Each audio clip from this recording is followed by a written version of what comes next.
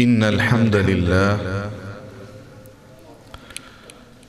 لله وكفى والصلاة والسلام على أشرف الأنبياء وأفضل المرسلين على نبينا محمد صلى الله عليه وسلم وعلى آله وصحبه أجمعين. أما بعد، فأعوذ بالله السميع العليم من الشيطان الرجيم من همزه ونفخه ونفسه. بسم الله الرحمن الرحيم.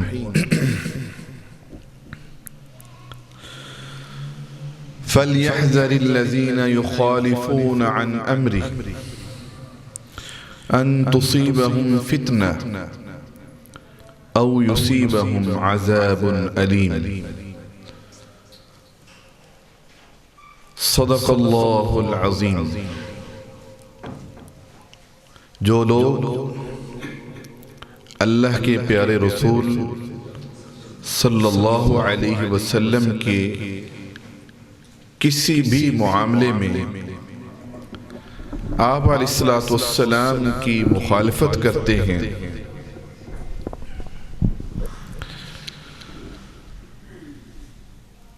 عن امرہ،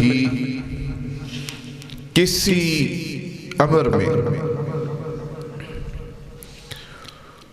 ان کو ڈرنا چاہیے اس بات سے کہ ان تصیبہم فتنہ،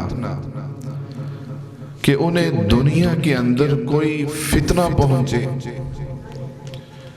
او یصیبہم عذاب علیم، یا پھر دنیا میں وہ بچ گئے تو پھر آخرت کے اندر ایک خطرناک دردناک عذاب ہوگا۔ تو آج ہم نے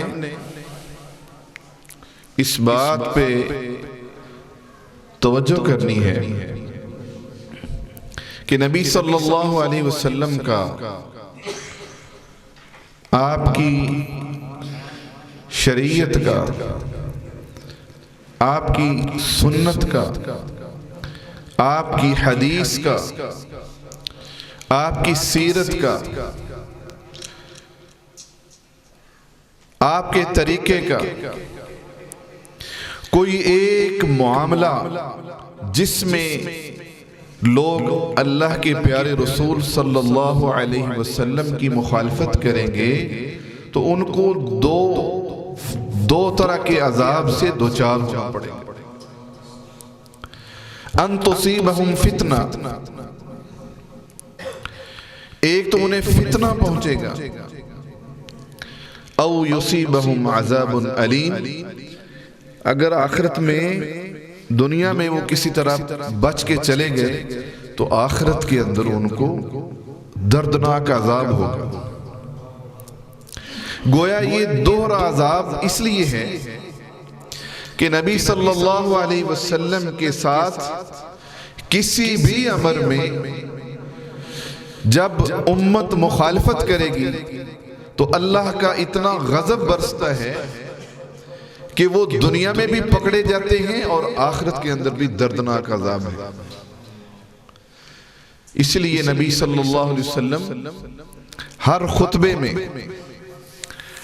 ہر جمعے میں، اپنے ہر واعظ میں یہ بڑے قیمتی الفاظ ارشاد فرمایا کرتے تھے کہ لوگوں، فَإِنَّ خَيْرَ الْحَدِيثِ كِتَابُ اللَّهِ، کہ بہترین کلام اللہ کی کتاب ہے، وَخَيْرَ الْهَدِي، اور سب سے بہترین ہدایت، سب سے بہترین رہنمائی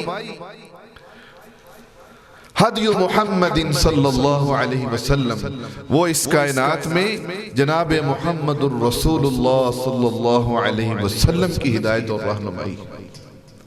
اس بات کو آپ نے اچھی طرح سمجھ لینا ہے۔ خیر الہدی کا معنی یہ ہے کہ اس دنیا میں اور بھی خیر خواہی کے، رہنمائی کے، دینی شرعی فقہی رہنمائی کے طریقے موجود ہوں گے۔ ایسے مرشد، رہبر، رہنما، علماء، فقہا، وہ اپنے اپنے علم سے، اپنی اپنی رائے سے وہ رہنمائی کریں گے، لیکن خیر الہدی ان تمام رہنمائیوں سے، ان تمام فتووں سے، ان تمام فقہی موشگرافیوں سے سب سے بہترین ہدایت ہدی محمد صلی اللہ علیہ وسلم، جناب محمد الرسول اللہ صلی اللہ علیہ وسلم کا اسوہ، آپ کا طریقہ، آپ کا سلیقہ، آپ کی سنت، آپ کی حدیث، اس کے اندر ہی خیر ہے، خیر بس اس کے اندر ہے۔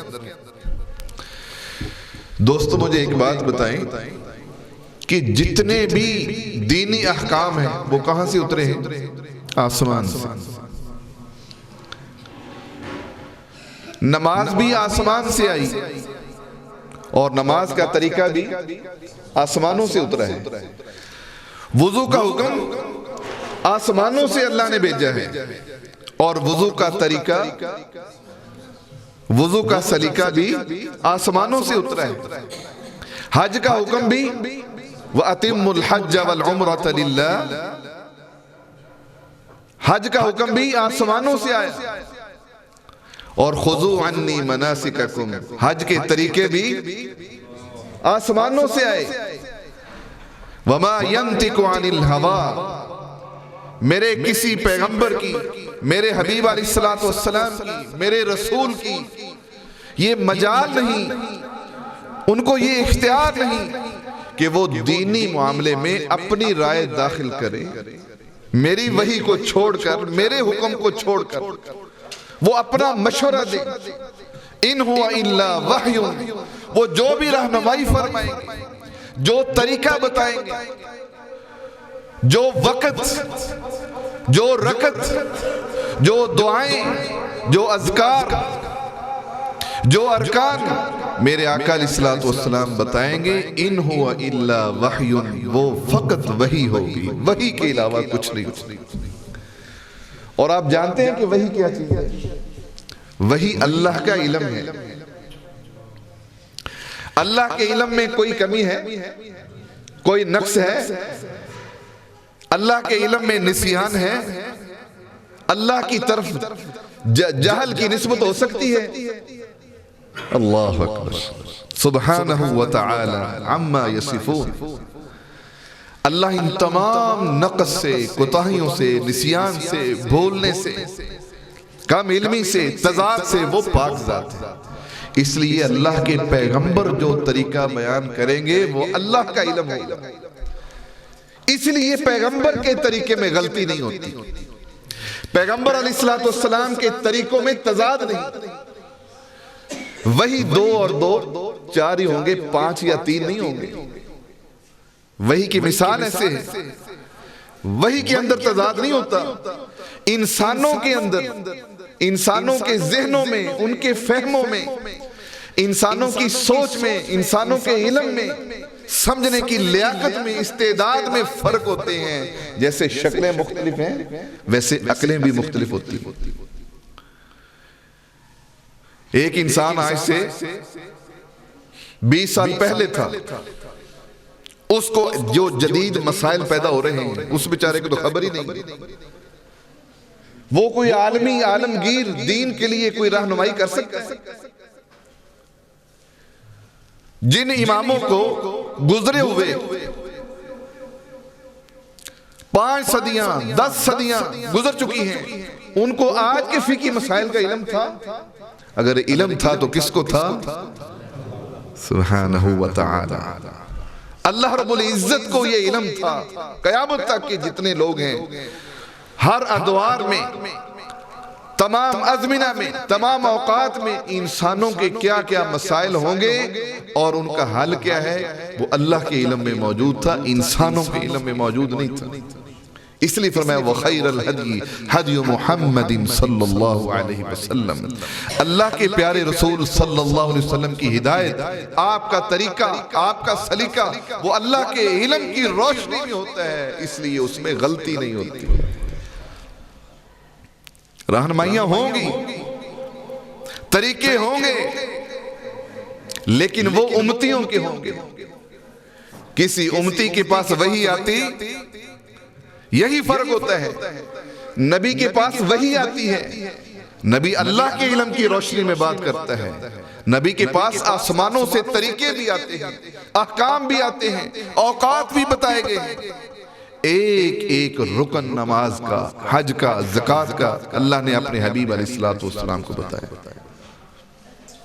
فرمایا ما من شیء یقربکم الی الجنہ، کوئی ایسی چیز میں نے نہیں چھوڑی جو تمہیں جنت کے قریب کر سکتی ہو اور میں نے تمہیں بتائی نہ ہو، اور میں نے کوئی نقص نہیں چھوڑا، کوئی ایسی برائی نافرمانی جو میں نے تمہیں بتائی نہ ہو، کوئی ایک بھی جو تمہیں جنت سے دور لے جائے، جہنم کے قریب کر دے، ایک بات بھی میں نے نہیں چھوڑی، لیکن میں نے تمہیں وہ بتا دی ہے۔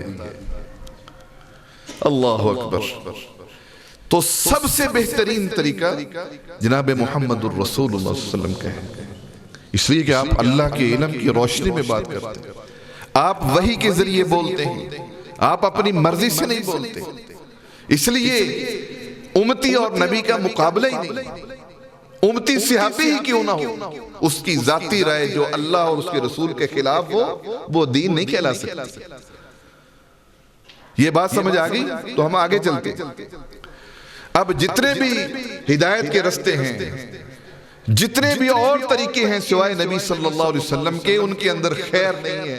خیر ہے تو خیر الہدی ہدی محمد صلی اللہ علیہ وسلم، نبی صلی اللہ علیہ وسلم کے طریقوں میں خیر ہے، غیروں کے طریقوں میں خیر نہیں۔ اور خیر کا متضاد کیا ہوتا ہے؟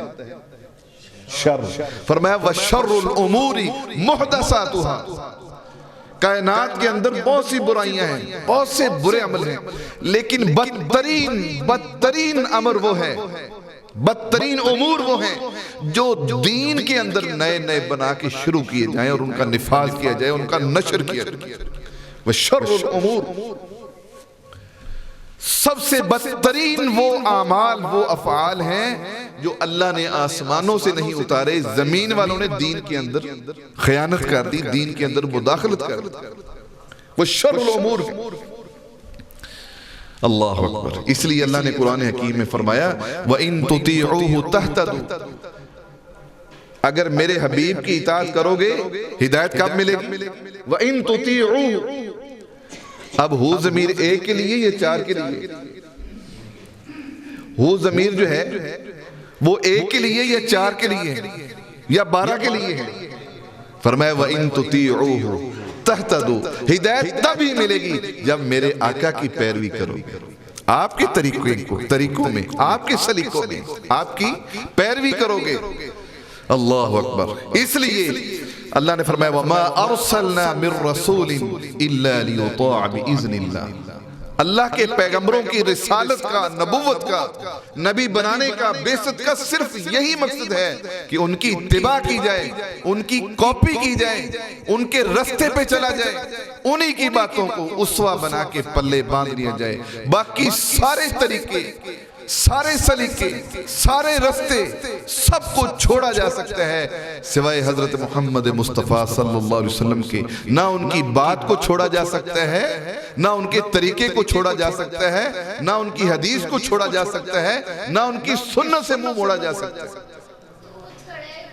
وَمَا أَرْسَلْنَا مِن رَّسُولٍ، جتنے بھی اللہ کے پیغمبر آئے ان کا مقصد یہ ہے إِلَّا لِيُطَاعَ بِإِذْنِ اللَّهِ، ان کی اطاعت اللہ کی اطاعت ہوتی ہے۔ اللہ کے امر سے جب ان کی اطاعت کی جائے گی تو مَن يُطِعِ الرَّسُولَ فَقَدْ أَطَاعَ اللَّهَ، جو اللہ کے رسول کی اطاعت کرتا ہے وہی اللہ کی اطاعت کرتا ہے۔ مَن يُطِعِ الرَّسُولِ، اس کا مطلب ہے جو مَن يُطِعِ الرَّسُول نہیں ہے، نبی صلی اللہ علیہ وسلم کی حدیث ایک طرف ہو اور کسی فقیہ کی روایت، اس کا ذاتی فتویٰ، اس کی سوچ، اس کی فکر، اس کا اجتہاد دوسری طرف ہو تو پھر من یطیع الرسول نہیں ہے. جب من یطیع الرسول نہیں ہو تو پھر اللہ کی اطاعت کیسے ہو؟ اللہ کی اطاعت تو نہیں ہے. اس لیے فرمایا کہ لا الہ الا اللہ، کائنات میں ہر طرح کی بندگی کے لائق صرف اور صرف کون ہے؟ اللہ ہے. اور اگلا حصہ کیا ہے؟ محمد الرسول اللہ.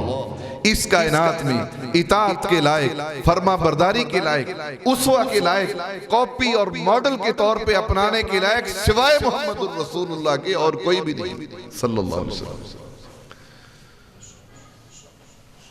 اللہ اکبر.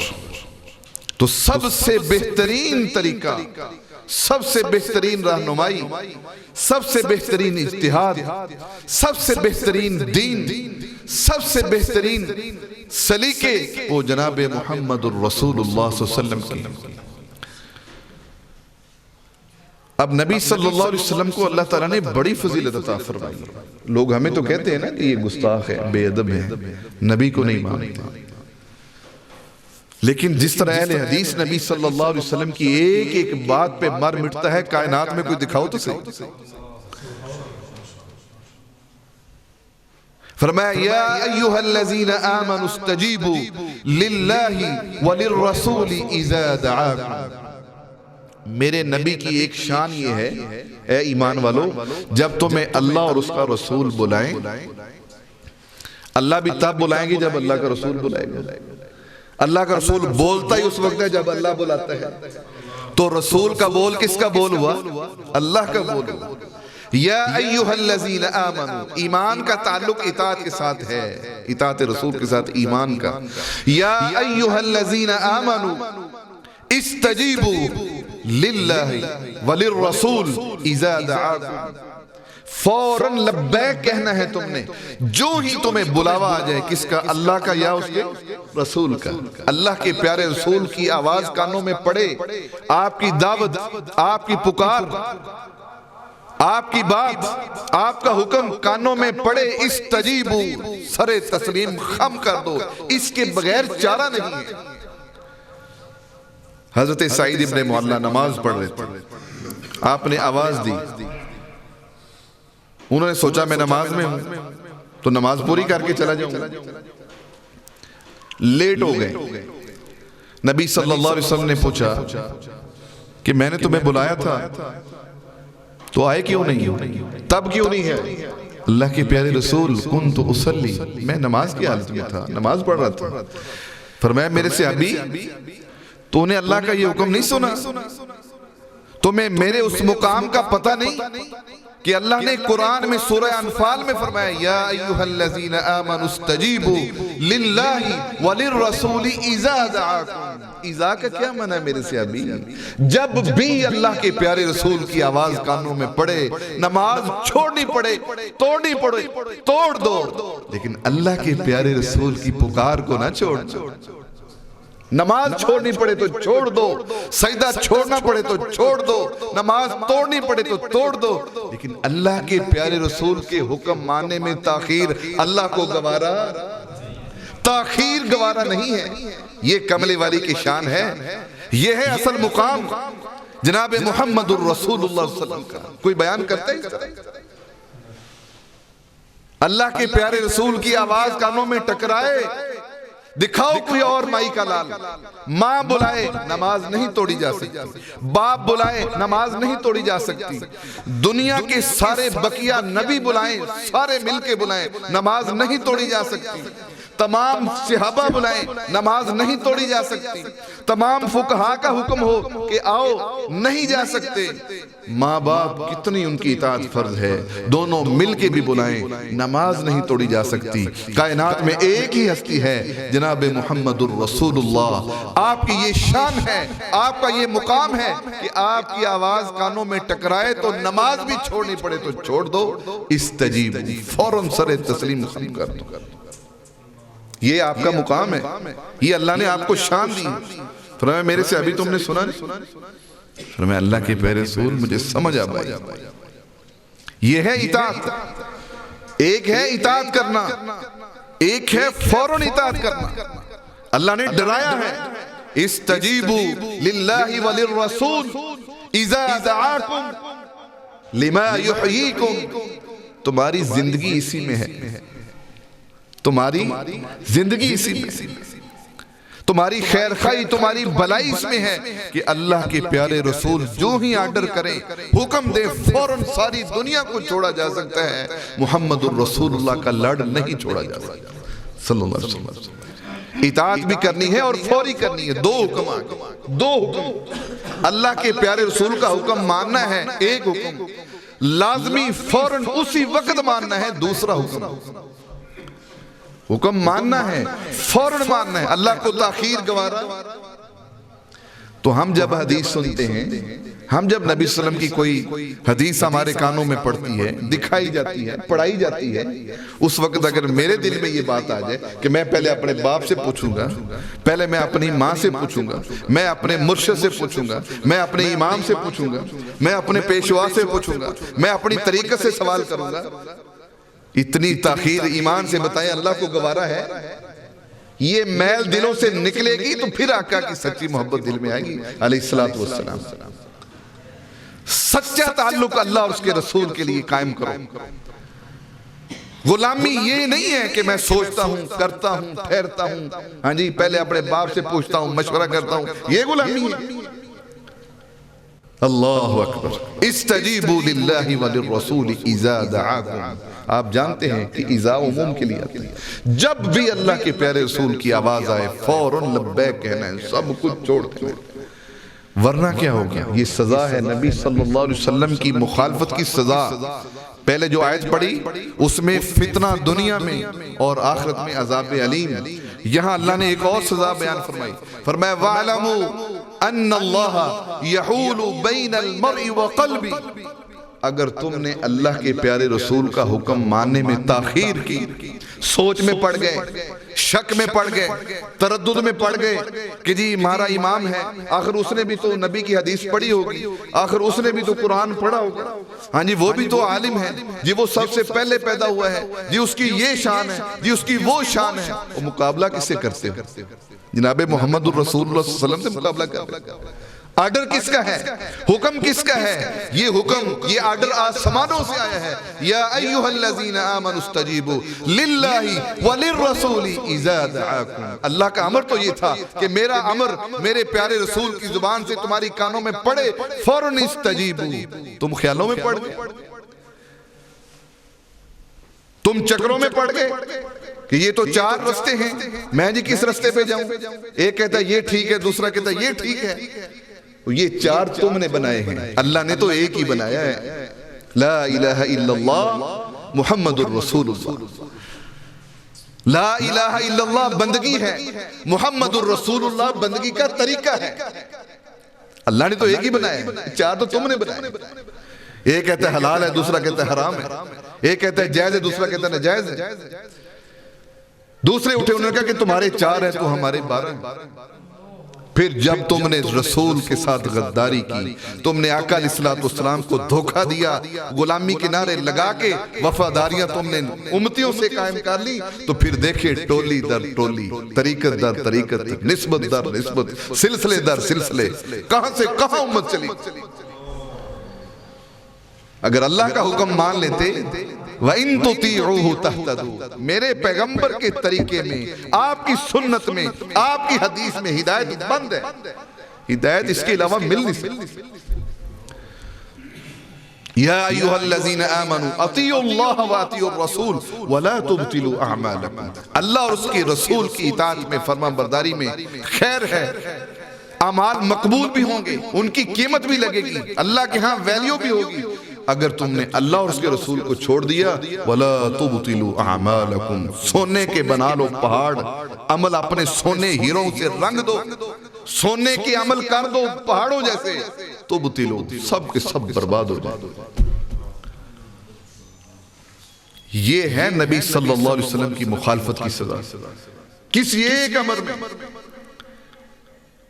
اللہ کو تاخیر برداشت نہیں، اللہ کو تاخیر پسند نہیں، تم مخالفت کرتے ہو میرے آقا کی، میرے آقا کے ساتھ امتیوں کو تولتے ہو. اللہ اکبر. تھوڑی سی باتیں سخت ہو جائیں ناراض نہیں ہونا. نبی جو ہوتا ہے نبی، اس کی بعثت کس کی طرف سے ہوتی ہے؟ اس کا بول اللہ کا بول، اس کا حکم اللہ کا آرڈر، اس کی بات اللہ کی بات. نبی غلطی نہیں کرتا دین کے معاملے میں، معصوم ہوتے ہیں. اللہ کا علم ہوتا ہے نا، اللہ کے علم میں غلطی کہاں سے آئی؟ نبی بھولتا بھی نہیں ہے دین کے معاملے میں، دین پہنچانے میں، کیونکہ اللہ کا معاملہ ہے نا، اللہ کا علم ہے. اللہ کے علم میں نسیان نہیں، دین پہنچانے میں نبی بھولتا بھی نہیں. نبی کی بات میں تضاد بھی نہیں ہوتا. ٹھیک ہے؟ اور نبی اللہ کے علم کی روشنی میں بات کرتے ہیں. اب یہی مقام، یہی سٹیٹس، یہی حیثیت امتی میں سے کسی کو آپ دے دو گے تو آپ نے مقابلہ کس سے کیا ہے؟ اللہ سے بھی کیا ہے اور نبی صلی اللہ علیہ وسلم سے بھی کیا ہے. بات کہاں سے کہاں چلی جاتی ہے؟ اللہ فرماتے ہیں شارع میں ہوں، آپ کہتے ہیں کہ نہیں، میرا باپ، میرا بڑا، میرا رہنما بھی شارع ہے. اللہ نے فرمایا کہ اطاعت کرو میری اور میرے پیغمبر کی، آپ کہتے ہیں کہ نہیں، ایک تیسری ہستی بھی ہے، وہ بھی آخر بہت بڑی ہے. اللہ فرماتے ہیں کہ میرا نبی معصوم ہے، اس کی کوئی بات بھی ایسی نہیں جو رد کی جا سکے. آپ کہتے ہیں کہ اگر اے اللہ تیرا نبی معصوم ہے تو میرا امام بھی معصوم ہے، میں اس کی بات کو رد نہیں کر سکتا. مقابلہ کس سے کرتے ہیں؟ بعض ایسے بدبخت ہیں وہ کہتے ہیں کہ ہمارے امام تمہارے نبیوں سے بھی اعلیٰ ہے. میں نام نہیں لینا چاہتا. وہ کہتے ہیں تمہارے نبی اگر معصوم ہیں تو ہمارے امام بھی معصوم ہیں. تمہارے نبی اگر اللہ کی طرف سے مبعوث ہے تو ہمارے بھی اللہ کی طرف سے مبعوث ہیں. تمہارے نبی کا آرڈر اگر وہی ہے، اللہ کا امر ہے، تو ہمارے ائمہ کا آرڈر بھی اللہ کا آرڈر ہے. پھر اس سے بھی آگے بڑھاتے ہیں، اللہ سے بھی بڑھا دیتے ہیں. وہ کہتے ہیں اللہ کو بھول ہو جاتی ہے، اللہ تعالیٰ کو نسیان لائق ہو جاتا ہے، اللہ کے علم میں جہل ہوتی ہے، لیکن ہمارے ائمہ کے اندر کوئی جہل اور نسیان، یہ ساری کی ساری سزا اس لیے ملتی ہے وَعْلَمُوا، اچھی طرح سمجھ لو، ان اللہ یحول بین المرء وقلبی، اللہ پھر بندے اور اس کے دل کے درمیان آڑے آ جاتے ہیں کہ اب تو نے کر کے دکھا. ساری عمر بھی کرتا رہے، جب تو نے میرے نبی سے غداری کی میں نے تیرا کوئی عملی قبول ہی نہیں کرنی.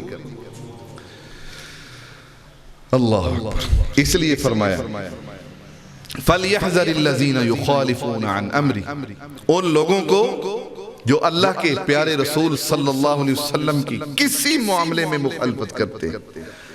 ٹھنڈے دلوں سے سوچنا ہے. میرے کئی ایسے دوست ہیں جو کہتے ہیں رفع الجن نہ بھی کریں تو کیا حرج ہے.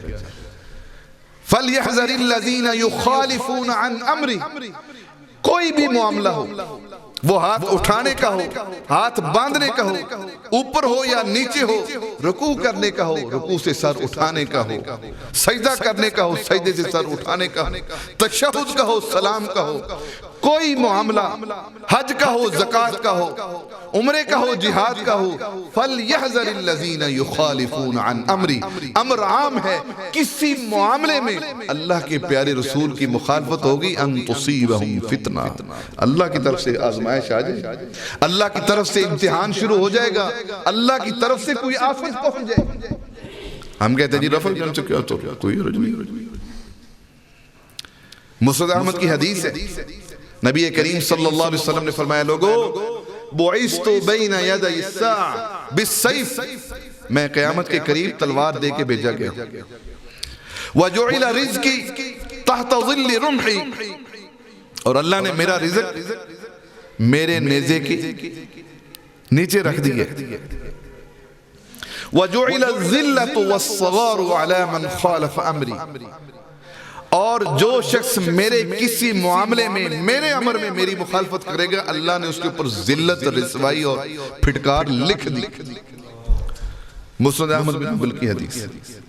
فرمایا وَمَن تَشَبَّهَ بِقَوْمٍ فَهُوَ مِنْهُ، یہ پوری حدیث میں پڑھ رہا ہوں. یہ آخری الفاظ وَمَن تَشَبَّهَ بِقَوْمٍ فَهُوَ مِنْهُ، جو قوم کسی غیر قوم کے، کسی دوسری قوم کے طریقوں کی کاپی کرتی ہے، ان کے نقش قدم پہ چلتی ہے، اللہ کے ہاں ان کا شمار انہی میں سے ہوتا ہے.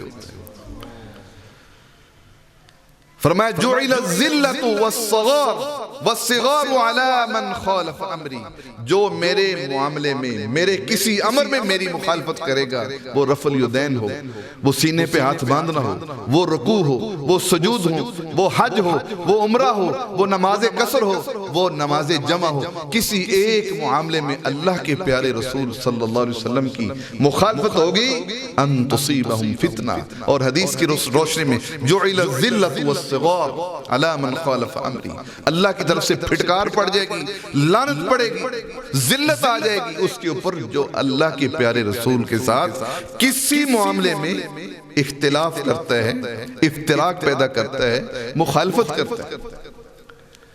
اب فتنے پہ تھوڑی سی بات کر کے بات کو ختم کرتے ہیں۔ فرمایا ان تصیبہم فتنہ، ایک فتنہ ہوتا ہے دنیا کا، وہ بھی بڑا خطرناک ہے۔ وَلَنَّبْلُوَنَّكُمْ بِشَيْءٍ مِّنَ الْخَوْفِ وَالْجُوعِ وَنَقْصٍ مِّنَ الْأَمْوَالِ وَالْأَنفُسِ وَالثَّمَرَاتِ، اللہ کے فتنوں کے مختلف طریقے ہیں، اللہ کی آزمائش کے، امتحان کے۔ فتنہ آ جائے جانوں کے اوپر تو جانیں ضائع ہو جاتی ہیں، فتنہ آ جائے مالوں کے اوپر تو مال برباد ہو جاتے ہیں۔ خوف کے ذریعے، بھوک کے ذریعے کاروبار مندہ پڑ گیا، گھاٹا پڑ گیا، نقصان پڑ گیا۔ کیوں؟ سوچا کریں کہ کتنی بار کہاں کہاں اللہ کی نافرمانی۔ ہماری اولادیں جب نافرمان ہو جاتی ہیں، ہماری بیوی جب ہمیں تنگ کرتی ہے، ہماری بیٹیاں جب ہمارے لیے وبال جان بن جاتی ہیں، اس وقت ان کو کوسنے اور لڑنے کی بجائے ایک تنہائی والے کونے میں بیٹھ کے، تنہائی میں اللہ کے سامنے بیٹھ کے ذرا سوچیں کہ میں نے کتنی دفعہ اللہ کی نافرمانی کی، میں نے کتنی مرتبہ اللہ کا امر ٹھکرایا ہے۔ آج میری اولاد نے میری ایک بات نہیں مانی تو مجھے کتنا درد اور دکھ ہو رہا ہے، کتنی اذیت، کتنا غصہ ہے مجھے۔ اس پروردگار کی نعمتیں پیدا ہونے سے پہلے سے لے کر موت کے بعد تک برستی رہتی ہیں، میں نے اللہ کی نافرمانیاں کتنی کی ہیں۔ ہمارے پہلے بزرگ، وہ جب گھروں کے اندر نافرمانی شروع ہوتی تو وہ مسجدوں میں آ کے گھروں کے کونوں میں سسکیاں لے لے کے روتے کہ اللہ ہمیں معاف فرما دے۔ ایک امام گزرے بہت بڑے مفسر، وہ کہتے ہیں کہ مجھے ایک دفعہ گھاٹا پڑا 40 سال بعد، نقصان ہو گیا کاروبار میں بہت بڑا، فلاپ ہو گیا کاروبار۔ تو میں نے یاد کیا، میں اللہ کے سامنے رویا، اللہ وہ جو تیری نافرمانی 40 سال پہلے کی تھی، آج اس کی شامت مجھے پڑ گئی ہے، اللہ مجھے معاف کر دے۔ وَلَنَّبْلُوَنَّكُمْ بِشَيْءٍ مِّنَ الْخَوْفِ وَالْجُوعِ وَنَقْصٍ مِّنَ الْأَمْوَالِ، مالوں میں کمی ہو جاتی ہے، مالوں میں اللہ اکبر، قطع تعلقی کرنے سے، رشتہ داریوں کو ٹھکرانے سے، مالوں کے اندر، کاروبار کے اندر برکت اٹھ جاتی ہے، کمی ہو جاتی ہے۔ اللہ اکبر، یہ جو لوگ اپنے ماتحت لوگوں پہ، ملازموں پہ، نوکروں پہ بے جا سختی کرتے ہیں، ان کی توہین کرتے ہیں، ان کو سزائیں دیتے ہیں، ان کو مارتے پیٹتے ہیں، ان کو گالیاں دیتے ہیں، ننگی گالیاں، آپ کو شاید معلوم نہیں، اس سے بھی رزق کم ہو جاتا ہے، برکتیں اٹھ جاتی ہیں۔ اپنے ماتحت لوگوں کے ساتھ، اپنے غلاموں کے ساتھ، اپنے نوکروں کے ساتھ، خادموں کے ساتھ نبی صلی اللہ علیہ وسلم نے کبھی اونچی آواز میں بات کی؟ جناب انس نے کتنے سال نبی صلی اللہ علیہ وسلم کی خدمت کی؟ 10 سال۔ فرماتے ہیں مجھے نہیں یاد پڑتا کبھی اللہ کے پیارے رسول نے مجھے کوئی ڈانٹا، اتنا ہی کہا کہ آپ نے کیوں نہیں کیا، آپ نے مجھے حکم دیا میں نے نہیں کیا، آپ نے اتنا بھی نہیں کہا کہ کیوں نہیں کیا۔ یہ اسوہ ہے، جب ملازموں کے اوپر ان کی بے جا سختی کر کے ان کی کٹوتیاں کرتے ہو پھر اللہ کی ذات حرکت میں آتی ہے، پھر برکتیں اٹھ جاتی ہیں۔ ملازموں کے ساتھ، خادموں کے ساتھ سختی نہ کیا کرو، زبان درازیاں اللہ کو پسند نہیں ہیں، وہ انسان ہیں، ان کی عزت ہے، اللہ نے آپ کو اپنی حکمت کے تحت ان کو آپ کے تابع بنایا ہے، تو اللہ کی حکمت کے ساتھ اتنا مزاق، اس سے بھی رزق کم ہو جاتا ہے۔ بہرحال بات لمبی نہ ہو جائے۔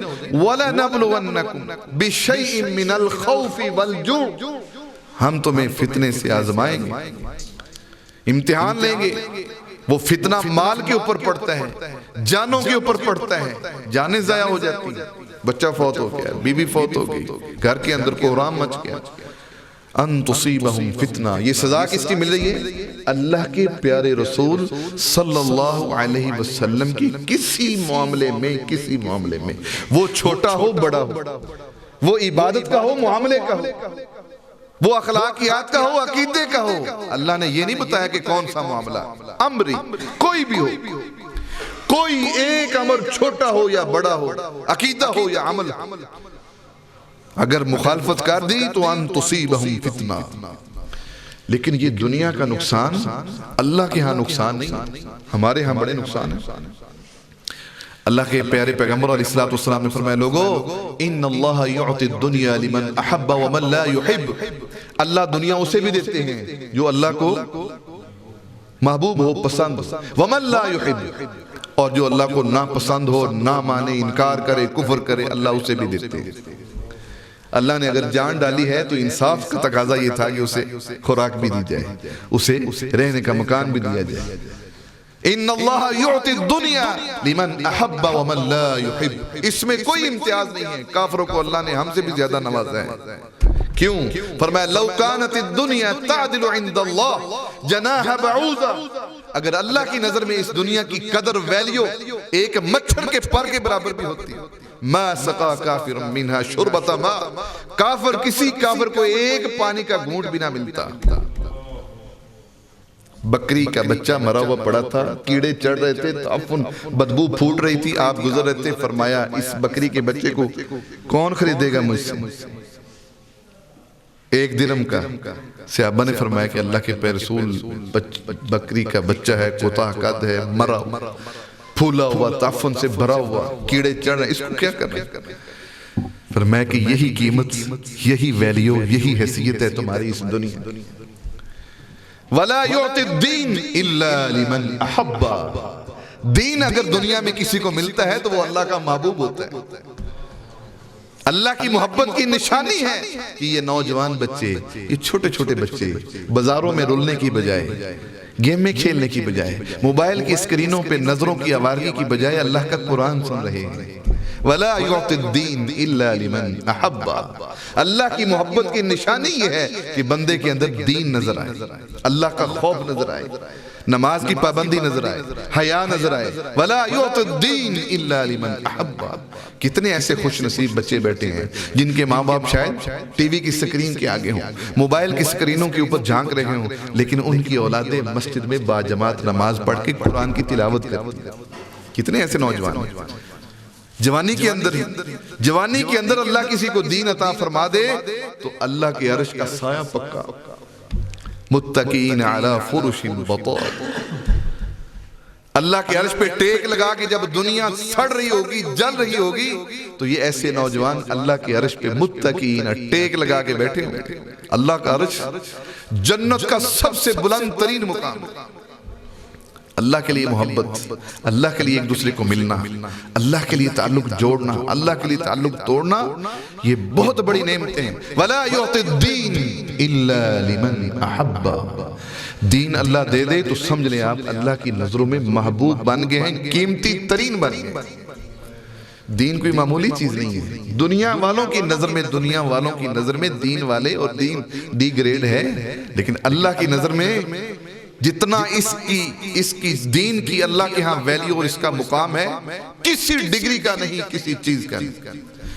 آپ تھوڑا سا غور کریں کہ ایک صف میں آرمی چیف کھڑا ہو، وزیر اعظم صدر کھڑا ہو، بڑے بڑے وزراء گورنر کھڑے ہوں، تو مصلی پہ آگے کون ہوگا؟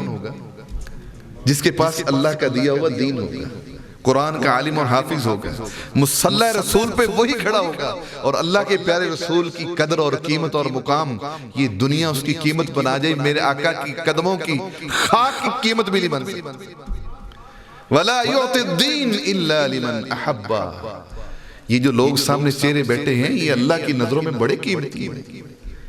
فرشتے نام لکھ کے اللہ کے ہاں پیش کرتے ہیں۔ ایسی مجالس، باہر نکلیں، اوپر دیکھیں ستارے کس طرح چمک رہے ہیں، ان کے جرمٹ کس طرح خوبصورتی سے نظر آتے ہیں. عرش کے اوپر یہ مجالس اللہ کے نور والی وحی والی مجالس اللہ کو ایسے ہی چمکتی روشنائیاں دکھائی دیتی ہیں ہاں جی جیسے آسمانوں پہ ستارے چمک رہے ہیں. اللہ اکبر. اس لیے دین کو معمولی نہ سمجھے. وَلَا يُعْتِ الدِّينَ إِلَّا لِمَنْ أَحَبَّ. دین اللہ کی بہت بڑی نعمت ہے, اللہ کی محبت کی علامت. اصل نقصان دین کا ہے. فرمایا ایسے ایسے فتنے آئیں گے وہ مونڈ کے رکھ دیں گے. ایسے ایسے فتنے. تحلق الدین, دنیا نہیں دین مونڈ کے رکھ دیں گے. دین, حیا گئی, غیرت گئی, شرم گئی, نماز گئی, ہاں جی دیانت گئی, صداقت گئی, ریاضت گئی, روحانیت گئی, سکینت گئی, سب کچھ. جب انسان سے حیا اور ایمان رخصت ہو جاتے ہیں, اللہ اکبر, پھر انسان اپنی بیٹیاں لے کے اپنی عزتیں بے پردہ کر کے لوگوں کے دروازوں پہ ٹھوکریں کھاتا نظر آتا. یہ جب الیکشن ہوں گے نا, میں کسی کے خلاف بات نہیں کرتا, لوگ اپنی بیٹیوں کو عزتوں کو لے کے لوگوں کے دروازوں پہ ٹھوکریں نہیں کھا رہے. کس لیے؟ صرف دنیا کے چھوٹے سے چند ٹکوں اور چند مدت کی تھوڑے دنوں کی کرسی. اللہ فرمایا دین مونڈ کے رکھ دیں گے. جب غیرت نکل گئی تو دین کہاں سے رہ گئی؟ حالت کیا ہوگی؟ یصبح الرجل مؤمنا, انسان صبح مومن ہوگا, ویمسی کافرا, شام کو کافر ہو جائے گا. ویمسی مؤمنا, شام کو مومن ہوگا تو صبح کافر ہو جائے گا. یصبح کافرا, یہ صورتحال ہو جائے گی. اس طرح فتنے آئیں گے. اللہ, تو اصل فتنہ دین کا ہے.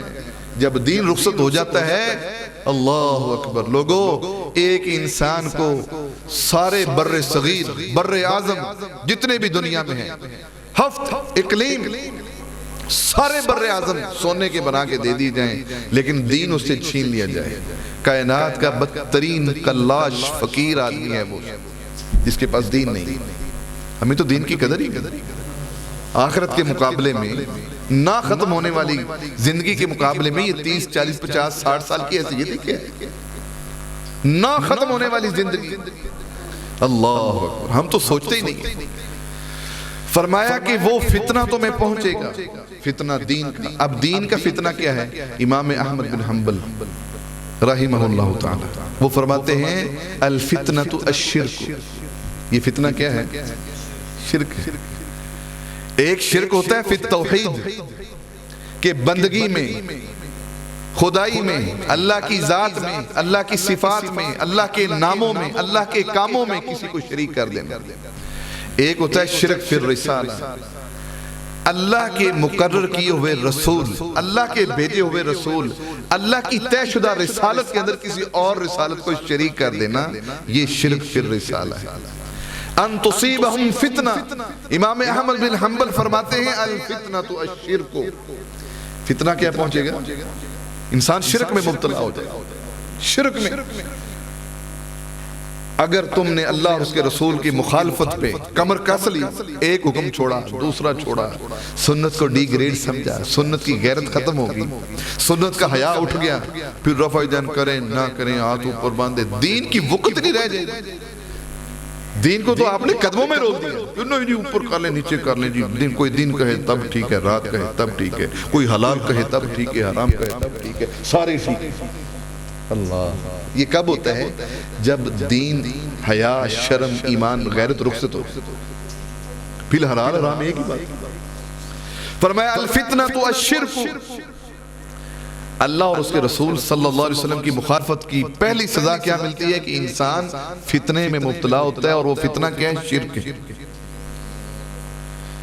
امام احمد بن حنبل علیہ الرحمہ فرماتے ہیں کہ عجبا لقوم, مجھے بڑا تعجب ہے ایسے لوگوں کے اوپر, عرفوا الاسناد والصحۃ, ایک حدیث کی سند کو پہچانتے ہیں, اس کی سند کو جانتے ہیں, اس حدیث کی سند معلوم ہے, اس کی صحت قابل وثوق ذریعے سے پتہ چل گیا ہے, اس کے باوجود یدعونہ, اس حدیث کو چھوڑ دیتے ہیں. صحیح حدیث ہے, اس کی سند ٹھیک ہے, سکاہت میں، مضبوطی میں، اپنے ثبوت میں وہ لوہے کی طرح مضبوط ہے، اس کو جھٹلایا نہیں جا سکتا، پھر بھی یدعونہ چھوڑ دیتے ہیں حدیث کو. کیوں؟ وَيَذْهَبُونَ إِلَىٰ رَأْيِ أَبِي سُفْيَانَ. ہم اپنی امام کی بات مانیں گے، تم رکھو اپنی حدیث اپنے پاس، ٹھیک ہے اس کی سند ٹھیک ہے، ہمیں سندوں سے کوئی سروکار نہیں، ہم تو جی ماننے والے ہیں، ہمیں کوئی کہہ دے کوئی بات تو ہم مان لیں. کتنی بڑی جہالت ہے. اس دور کی سب سے بڑی جہالت دوستو یہ ہے کہ عرف الاسناد، حدیث کو جانتے ہیں، پہچانتے ہیں کہ صحیح بخاری کے اندر کوئی روایت ضعیف نہیں ہے. اٹھاؤ نا بخاری، چلو نماز کو ہی لے لیں. سارے محدثین کا اتفاق ہے، آج سے نہیں صدیوں سے، کہ اللہ کے قرآن کے بعد اس آسمان کی چھت کے نیچے اگر کوئی قابل وثوق معتبر کتاب ہے وہ صحیح البخاری ہے. حدیث کی کتاب، معتبر کتاب، اس کو کئی سرٹیفکیٹ دیے ہر دور کے علماء نے. نکالو کتاب الصلاۃ، لے جاؤ کسی مسجد میں، تولو، جانچو، امتحان لو اپنے آپ کا اور لوگوں کا کہ اس حدیث کے مطابق نماز کون پڑھ رہا ہے.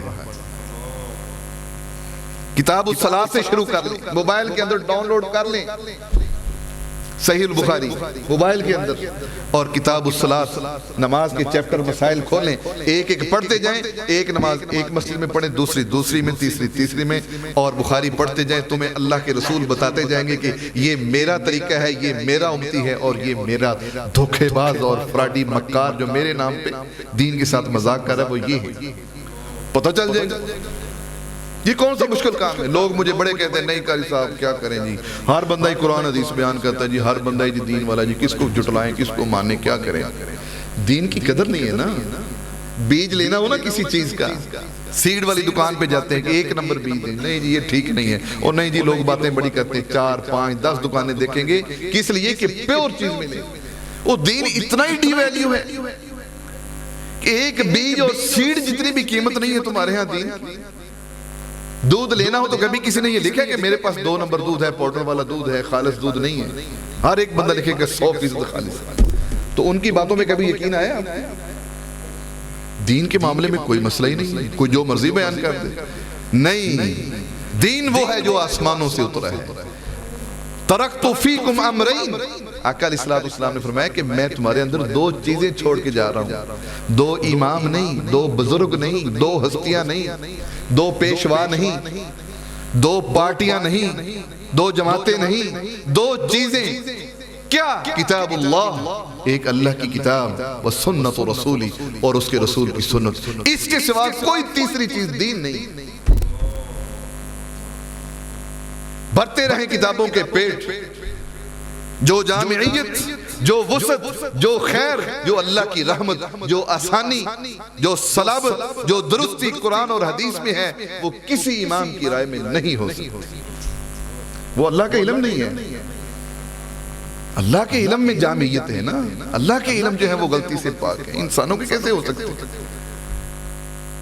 فرمایا مجھے بڑا تعجب ہے کہ لوگ صحیح حدیث کو اس لیے چھوڑ دیتے ہیں یدعونہ ویذہبون الی رأی ابی سفیان، کہ میرا امام ہے. اس کو نہیں پتا تھا، وہ نہیں جانتا تھا، وہ یوں تھا، وہ فلاں تھا. اللہ نے قرآن میں نہیں فرمایا اولو کان آباؤہم لا یعقلون شیئا ولا یہتدون. وہ اس معاملے کو سمجھ نہیں سکے، وہ عقل کل نہیں تھے، پھر بھی ان کو حجت بناؤ گے، پھر بھی وہ اسوہ ہیں، پھر بھی وہ نمونہ ہے. میں نے یہ حکم دیا ہے لَقَدْ كَانَ لَكُمْ فِي رَسُولِ اللَّهِ أُسْوَةٌ. اسوہ کہاں پہ ہے؟ اسوۃ حسنہ اللہ کے پیارے رسول صلی اللہ علیہ وسلم کی زندگی میں ہے. امتی کوئی سونے کا بھی بن جائے، صحابی ہی کیوں نہ ہو، وہ اللہ کے پیارے رسول صلی اللہ علیہ وسلم کے مقابلے میں اس کی رائے، اس کا فتویٰ حجت اور دین نہیں بن سکتا. آخری بات، یہ شرک کیسے ہو گیا؟ مثلا ایک بندہ ہے، وہ آپ کی کسی امتی کی بات کو دین سمجھتا ہے، بس دین کو اس کے اندر بند کر لیتا ہے ایک شخصیت کے اندر. وہ شرک کیسے ہو گیا؟ اس کی وضاحت کر کے بات کروں گا. حضرت عدی بن حاتم طائی کا نام تو آپ نے سب سنا ہے، سنا ہی ہوگا نا. بڑے سخی دریا دلی میں ان کا نام تھا، فیاض آدمی تھے، عیسائی تھے، ان کا بیٹا بھی عیسائی تھا. حضرت علی مسلمان ہوئے، نئے مسلمان ہوئے. نبی صلی اللہ علیہ وسلم قرآن پاک کی تلاوت کر رہے تھے، سورۃ التوبہ پڑھ رہے تھے، تلاوت فرما رہے تھے، حضرت علی تشریف لائے، ان کی گردن میں ایک مذہبی نشان تھا عیسائیوں کا، وہ کیا ہوتا ہے؟ سلیب، ان کا مذہبی نشان سلیب ہے۔ ہر قوم کا کوئی نہ کوئی مذہبی نشان ہوتا ہے جس کو عربی میں وسن کہتے ہیں، جس کو مذہبی تقدس حاصل ہوتا ہے، وہ چاہے کسی کی تصویر ہو، چاہے کسی کا مقبرہ ہو، کسی کی قبر ہو، کوئی مینار ہو، کوئی درخت ہو۔ حضرت عمر رضی اللہ تعالیٰ عنہ نے اس درخت کو کیوں کٹوایا تھا جس کے نیچے بیعت ہوئی تھی کہ یہ وسن نہ بن جائے۔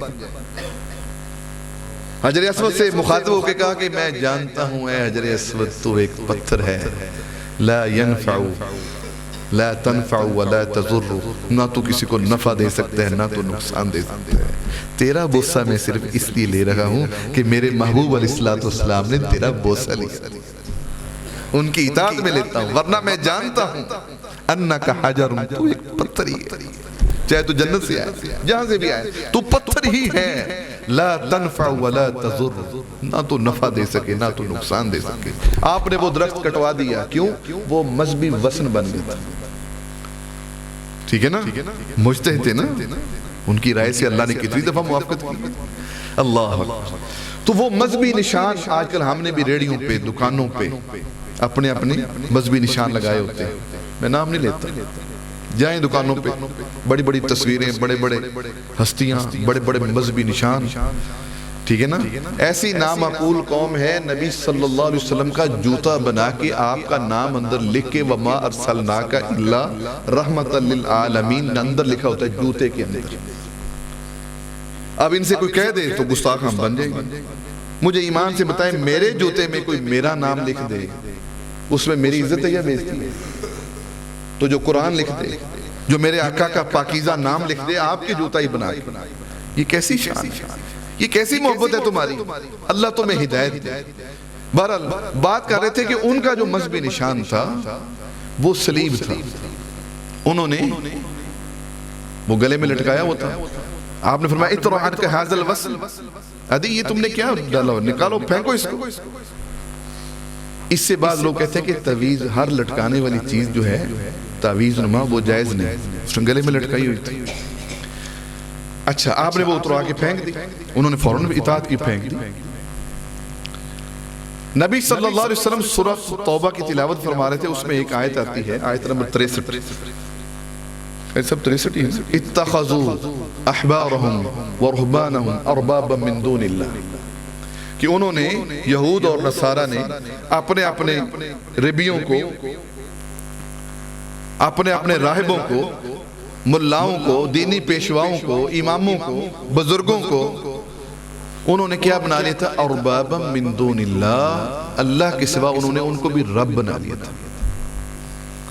اب حضرت عدی فرمان لگے اللہ کے پیارے رسول ما عبدناہم، اللہ کی کتاب میں آپ نے ابھی تلاوت کی ہے، یہ لکھا ہوا ہے کہ وہ ان کی عبادت کرتے تھے، ان کو رب بناتے تھے، جبکہ ما عبدناہم، ہم نے تو کبھی ان کی عبادت نہیں کی اللہ کے سوا، ہم نے ان کو رب نہیں مانا، نہ ان کی عبادت کی، قرآن کہتے ہیں کی۔ تو مجھے اس کو تھوڑا سا سمجھا دیں، فرمایا عدی مجھے یہ بتاؤ کہ جب وہ تمہارے دینی پیشوا، رہنما، تمہارے آئمہ، تمہارے بزرگ، تمہارے احبار، تمہارے درویش، تمہارے صوفی، تمہارے مولوی جب اللہ کی حلال کردہ چیزوں کو حرام قرار دیتے تھے فَتُحَرِّمُونَهُ، تو تم حرام سمجھ لیتے تھے، اللہ کی حلال کردہ چیز کو تمہارے مولوی، تمہارے امام، تمہارے رہبان، تمہارے پیشوا اللہ کی حلال کردہ چیزوں کو تمہارے اوپر حرام کر دیتے تھے، فَتُحَرِّمُونَهُ، تو حرام سمجھتے تھے نا تو۔ وَيُحِلُّونَ مَا حَرَّمَ اللَّهُ، اور اللہ کی حرام کردہ چیزوں کو وہ حلال قرار دیتے تھے، فَتَسْتَحِلُّونَهُ، تو بلا تم حلال سمجھتے تھے نا۔ قُلْتُ بلا، کہنے لگے اللہ کے رسول کیوں نہیں، یہ تو بالکل ایسے ہی تھا۔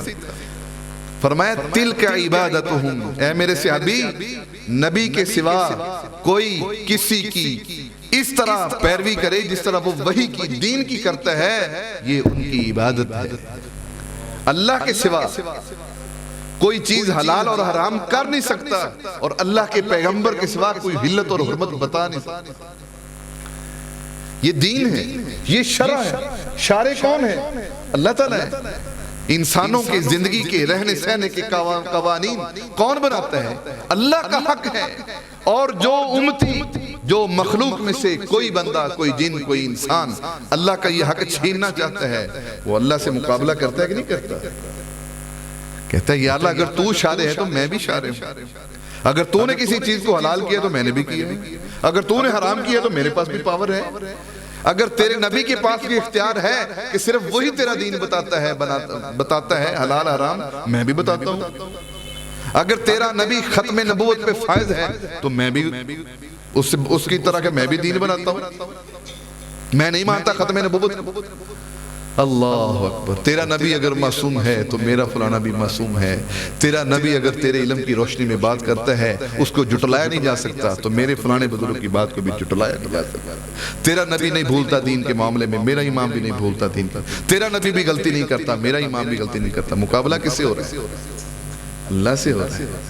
امام شافعی اس لیے فرمایا کرتے تھے لوگو من استحسن فقد شرع، جو بندہ ذاتی طور پہ کسی چیز کو اچھا سمجھ کے، کسی چیز کو اچھا جان کے اس کو بطور دین اپناتا ہے، اس نے اپنے آپ کو شارع بنا لیا، رب بنا لیا۔ کہ اللہ صرف تو ہی دین نہیں بناتا، حلال حرام کا اختیار صرف تیرے پاس نہیں ہے، میرے بزرگ کے پاس بھی ہے، میرے پاس بھی ہے، میرے پیشوا کے پاس بھی ہے۔ من استحسن فقد شرع۔ اس لیے لوگو وَاعْلَمُوا أَنَّ اللَّهَ يَحُولُ بَيْنَ الْمَرْءِ وَقَلْبِ، اللہ رب العزت جب دلوں کے اوپر مہر لگا دیتے ہیں، وَلَوْ أَنَّنَا نَزَّلْنَا إِلَيْهِمُ الْمَلَائِكَةَ وَحَشَرْنَا عَلَيْهِمْ كُلَّ شَيْءٍ قُبُلًا مَا كَانُوا لِيُؤْمِنُوا إِلَّا أَن يَشَاءَ اللَّهُ۔ سارے فرشتے آسمانوں سے اتر آئیں، سارے مردے مجتے زندہ ہو کے اس کو سمجھانا شروع کر دیں، ایمان نہیں لائیں، اللہ ماشاء ایمان نہیں لائیں۔ ہر چیز اس کے سامنے کھڑی ہو جائے، بتائے کہ اللہ کی توحید میں شرک گوارا نہیں، نبی کی رسالت میں شرک اللہ کو گوارا نہیں۔ جب اللہ مہر لگا دیتے ہیں، حائل ہو جاتے ہیں، تو پھر بندہ جو ہے وہ پستیوں میں، گہرائیوں میں، ذلتوں میں، اللہ اکبر، دن بدن گرتا ہی جاتا ہے۔ ایک بندے نے جانا مغرب کی طرف، اس کا گھر منزل ادھر ہے، وہ ادھر کو سفر شروع کر دیتا ہے اور بڑی تیز دوڑتا ہے، پھر بڑی تیز سواری لے لیتا ہے، پھر ہوائی جہاز میں بیٹھ جاتا ہے، پھر جیٹ فائٹر خرید لیتا ہے، پیسہ خرچ کرتا ہے، وقت برباد کرتا ہے، ساری زندگی لگا رہے منزل ادھر ہے، ادھر کبھی اسے منزل نہیں۔ وَإِن تُطِيعُوهُ تَهْتَدُوا، لوگو اللہ کے پیارے رسول کی سچی اطاعت کرو گے تو پھر ہدایت ملے گی، ورنہ دنیا میں ٹامک ٹائیاں مارتے پھرو گے، ان ٹامک ٹوئیوں سے دین نہیں ہاتھ آئے۔ اب کسی کو یہ اختیار نہیں کہ وہ دین کے معاملے میں اپنی رائے پیش کر سکے۔ اللہ کے پیارے رسول کا منصب یہ تھا کہ وہ اوپر سے آیا ہوا دین پوری دیانت اور امانت سے امت کو پہنچاتے تھے، اپنی طرف سے دین نہیں بناتے تھے۔ اللہ سے دعا ہے کہ اللہ رب العزت ہمیں اللہ کے پیارے رسول صلی اللہ علیہ وسلم کی سچی اطاعت کرنے اور آپ کی مخالفت اور آپ کے کسی بھی معاملے میں آپ کی مخالفت کرنے سے اللہ ہمیں محفوظ فرمائے، اور اللہ تعالی ہمارے تمام اعمال کو، عبادات کو قبول فرمائے۔ وآخر دعوانا ان الحمدللہ رب العالمین۔ اعوذ باللہ من الشیطان الرجیم، بسم اللہ الرحمن الرحیم۔ آمن الرسول بما انزل الیہ من ربہ والمؤمنون، كل آمن بالله وملائكته وكتبه ورسله لا نفرق بين أحد من رسله وقالوا سمعنا وأطعنا غفرانك ربنا وإليك المصير،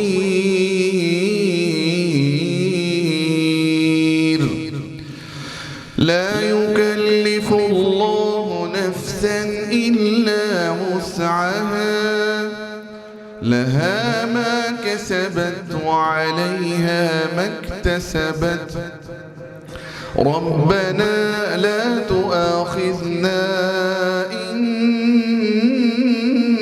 نسينا أو أخطأنا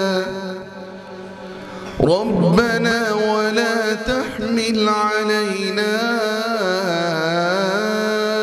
إصرا كما حملته على الذين من قبلنا ربنا ولا تحمل علينا إصرا كما حملته على الذين من قبلنا ربنا ولا تحملنا ما لا طاقة لنا به واعف عنا واغفر لنا وارحمنا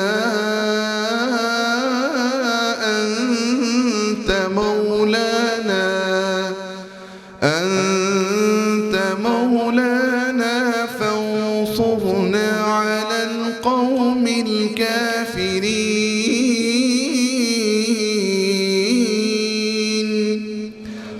صدق اللہ العظیم. آج میری طبیعت بھی خراب تھی، انشاءاللہ کبھی رمضان میں موقع ملا تو نماز میں انشاءاللہ آپ کو سنائیں. وَإِلَٰهُكُمْ إِلَٰهٌ وَاحِدٌ لَا إِلَٰهَ إِلَّا هُوَ الرَّحْمَٰنُ الرَّحِيمُ. اللهم صل على محمد وعلى آل محمد كما صليت على إبراهيم وعلى آل إبراهيم إنك حميد مجيد. اللهم بارك على محمد وعلى آل محمد كما باركت على إبراهيم وعلى آل إبراهيم إنك حميد مجيد. لا إله إلا الله الحليم الكريم سبحان الله رب العرش العظيم والحمد لله رب العالمين. اللهم إنا نسألك موجبات رحمتك وعزائم مغفرتك والغنيمة من كل بر والسلامة من كل إثم. اللهم لا تدع لنا ذنبا إلا غفرته ولا هما إلا فرجته ولا دينا إلا قضيته ولا مريضا إلا شفيته ولا مرضا إلا شفيته ولا ابتلاء إلا عافيته ولا مبتلا إلا عافيته ولا عدوا إلا خذلته ولا ضالا إلا هديته ولا ضالا إلا رددته ولا ميتا مؤمنا موحدا إلا غفرته ولا عسيرا إلا يسرته ولا حاجة هي لك رضا إلا قضيتها يا أرحم الراحمين. اللهم أحسن عاقبتنا في الأمور كلها وأجرنا من خزي الدنيا وعذاب الآخرة. اللهم إن رحمتك نرجو فلا تكلنا إلى أنفسنا طرفة عين واصلح لنا شأننا كله لا إله إلا أنت. اللهم يا رحيم يا كريم اشفنا واشف مرضانا ومرضى المسلمين. اے الہ العالمین، اے رب العالمین، اے ماؤں سے بڑھ کے پیار کرنے والے، اے الرحمن، اے الرحیم، اے بہت ہی کریم، بہت زیادہ معاف کرنے والے، بے حد توبہ کو پسند کرنے والے، اے اللہ ہم سب کے بیماروں کو معاف فرما دے۔ اے اللہ ہم سب کے بیماروں کو شفا عطا فرما دے۔ اے اللہ ہم سب کے گناہوں کو معاف فرما دے۔ اے اللہ ہمارے صغیرہ و کبیرہ، چھوٹے بڑے، ظاہری اور باطنی گناہوں کو معاف فرما دے۔ اے اللہ یہ گناہ تیرے سوا کون بخش سکتا ہے؟ وَمَن يَغْفِرُ الذُّنُوبَ إِلَّا اللَّهُ۔ اے اللہ تیرے در پہ نہ آئیں تو کہاں جائیں؟ اے اللہ تیرا در چھوڑ کے کہاں جائیں؟ کون ہے جو زندگی دے سکتا ہے؟ کون ہے جو رزق دے سکتا ہے تیرے سوا؟ اے میرے مولا، اے میرے داتا، تیرے سوا کون داتا ہے؟ اے ارحم الراحمین، اے بہت زیادہ مہربان اللہ، ہماری پریشانیوں کو آسانیوں میں بدل دے۔ اے اللہ ہمارے زندوں کو بھی معاف فرما۔ اے اللہ ہماری میتوں کو بھی بخش دے۔ اے اللہ جن کے والدین، جن کی مائیں، جن کے باپ زندہ ہیں، اے اللہ ہمیں اپنے والدین کی قدر کرنے کی توفیق عطا فرما۔ اے اللہ وہ ہماری جنت ہیں، اے اللہ ہمیں جنت کو حاصل کرنے کی توفیق عطا فرما۔ اے اللہ وہ بے ادبی اور گستاخی اور بے رخی کی وجہ سے ہمارے جہنم کا سبب بن سکتے ہیں۔ اے اللہ ہماری زندگی میں جتنی اپنے والدین کی نافرمانیاں ہوئی ہیں، اللہ ہم سب کو معاف فرما۔ اے اللہ میرے بھائی، پیارے بھائی احمد فراز صاحب کے والد محترم اللہ تیرے پاس پہنچ گئے۔ اے اللہ انہوں نے اپنی جوانی با کردار گزاری۔ اے اللہ انہوں نے اپنی خواہشات پہ صبر کو ترجیح دی۔ اے اللہ انہوں نے اپنی بیٹیوں کی خاطر اپنے نفس کو، اپنی جائز خواہشات کو اے اللہ قربان کیا۔ اے اللہ ان کے صبر کا بے حساب اجر ان کو عطا فرما۔ اے اللہ کا اے رب کریم ان کے دادا جان اس بڑھاپے میں، پیرانہ سالی میں اے اللہ وہ گر گئے۔ اے رب العالمین وہ آزمائش سے دوچار ہے، جوان بیٹے کا دکھ، اے اللہ اوپر سے سردی اور بڑھاپا، اے اللہ اس بزرگ کی حالت پہ رحم فرما۔ اے اللہ ان کی سانسوں کو، اے اللہ ان کی زندگی کو آسان فرما۔ اے اللہ اس مسجد کے، اے اللہ اس بزم کے، اس محفل کے، اے اللہ جتنے اراکین ہیں، جتنے معاونین ہیں، اے اللہ ان کی زندگیوں میں برکت فرما۔ اے اللہ ان کی صحت میں برکت عطا فرما۔ اے اللہ اس مسجد کے امام صاحب، اے اللہ اس مسجد کے خطیب قاری رضوان صاحب، اے اللہ ان کے والد محترم، اے اللہ ان کے سارے نمازی، جملہ معاونین، اے اللہ میں سب کا نام نہیں لے سکتا۔ اے اللہ جو تیرے گھر کو آباد کرتے ہیں مولا تو ان کے گھروں کو آباد فرما۔ اے اللہ جو تیرے گھروں کو رونق بخشتے ہیں، اے اللہ تو ان کے گھروں میں رونق بحالہ فرما۔ اے اللہ جو تیرے گھر کو پرسکون بناتے ہیں، اے اللہ ان کے گھروں میں سکون عطا فرما۔ اے اللہ ان کے مال میں، زندگی میں، صحت میں، تندرستی میں خیر، بھلائی، امن، برکت نصیب فرما۔ اے اللہ ہمارے جتنے اس مسجد کے نمازی تیرے پاس پہنچ چکے ہیں، اے اللہ ہم سب کے لیے بخشش کی دعا کرتے ہیں۔ اے اللہ ان سب کو معاف فرما۔ ربنا تقبل منا إنك أنت السميع العليم وتب علينا إنك أنت التواب الرحيم، وصلى الله تبارك وتعالى على خير خلقه محمد وعلى آله وصحبه أجمعين برحمتك.